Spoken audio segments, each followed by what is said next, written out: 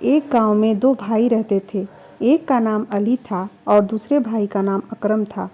अली हलवा पराठा का ठेला लगाता था और अकरम कुछ नहीं करता था, लेकिन फिर भी वो कुछ जुगाड़ करके पैसे कमा लिया करता था। अकरम अपनी भाभी के लिए एक दिन घर पर सूट लेकर गया। अकरम की भाभी बोली, यह तो बहुत अच्छा है, लेकिन आपके पास इतने पैसे कहाँ से आए? भाभी, आप यह सब मुझसे मत पूछा करो। मैं सिर्फ जुगाड़ ढूंढता हूँ और बहुत जल्दी मैं अमीर बन जाऊंगा। तभी घर पर उसका भाई अली पहुंचा और वह बोला, तू भले ही जुगाड़ से अमीर बन जाएगा, लेकिन तू उन पैसों से कभी अमीर नहीं बन पाएगा। अपने भाई की बात सुनकर अकरम बोला, भाईजान, आप हमेशा ऐसे ही बोलते हैं। आप इतनी ईमानदारी करके क्या करोगे? मुझे तो जल्दी से अमीर बनना है। यह सब बोलकर वह अपने भाई अली का मुंह बंद कर देता था, लेकिन अली की सोच बिल्कुल सही थी। वह एक ईमानदार व्यक्ति था, लेकिन उसकी ज़िंदगी में बहुत उतार चढ़ाव थे। वह हमेशा उच्च गुणवत्ता वाले सामान से हलवा पराठा बनाता था। वह कभी भी अपने मुनाफे के बारे में नहीं सोचता था। एक दिन दुकानदार ने कहा कि तुम इतने महंगे तेल और मैदे से हलवा पराठा क्यों बनाते हो? इसमें तो तुम्हें कुछ मुनाफा भी नहीं होता होगा। मेरे ग्राहकों की सेहत का ख्याल रखना मेरा कर्तव्य है और मैं कभी भी अपने ग्राहकों को खराब और सस्ती गुणवत्ता वाली चीज़ों से बना हलवा पराठा नहीं खिला सकता। अली का हलवा पराठे का ठेला बीच बाजार में था, इसलिए उसके ठेले पर बहुत भीड़ रहती थी। लोग अली के ठेले से हलवा पराठा घर के लिए पैक कराकर भी ले जाया करते थे। लोगों को उसके हलवे पराठे को खाने में बहुत स्वाद आया करता था। अली अपने पूरे महीने का मुनाफा अपनी पत्नी फातिमा को दिया करता था। इस बार जब अली ने पूरे महीने का मुनाफा अपनी पत्नी को दिया तो उसकी पत्नी बोली, यह तो पिछले महीने से भी कम है। हाँ, इस महीने तेल के दाम बढ़ चुके हैं, इसलिए मुनाफा भी कम हुआ है। तो आप अपने हलवा पराठे का दाम बढ़ा दीजिए। नहीं फातिमा, अगर मैंने अपना हलवे पराठे के दाम बढ़ा दिए तो ज़्यादा लोग खरीद नहीं पाएंगे। इस तरह तो हमारा बहुत नुकसान होगा। कोई बात नहीं।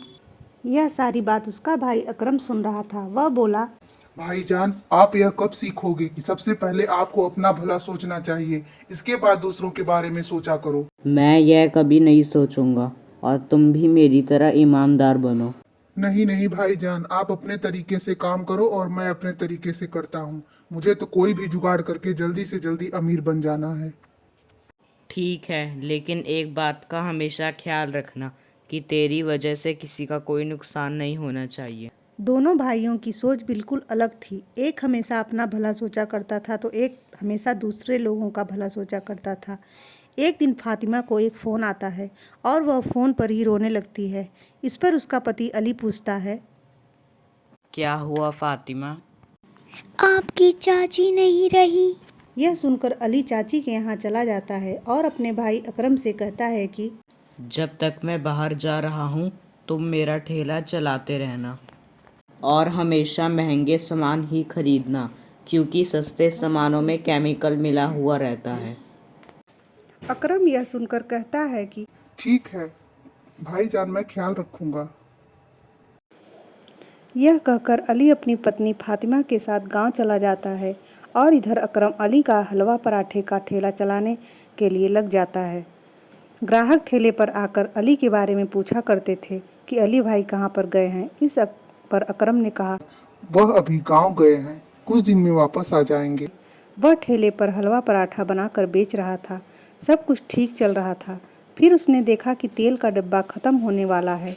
अकरम ने कहा, सारा सामान कल सुबह खरीद लेता हूँ। वह अगली सुबह सामान खरीदने के लिए होलसेल की दुकान पर पहुँचा। दुकानदार से सामान के बारे में पूछा। उसने कहा, सस्ता वाला चाहिए या महंगा वाला? अकरम ने दोनों में फ़र्क पूछा। दुकानदार बोला कि सस्ता वाला खुला तेल है, उसकी गुणवत्ता भी कम है, और महंगा वाला अच्छा तेल होता है। उसने दुकानदार से कहा कि मुझे सस्ता वाला तेल दे दो, मुझे कौन सा अपने घर का खाना बनाना है। दुकानदार ने अकरम को तेल और सारा सामान सस्ता वाला दे दिया। अकरम ने सारा सस्ता सामान खरीद लिए और अपना ठेला लगाया। रोज की तरह ठेले पर ग्राहकों की भीड़ लग गई।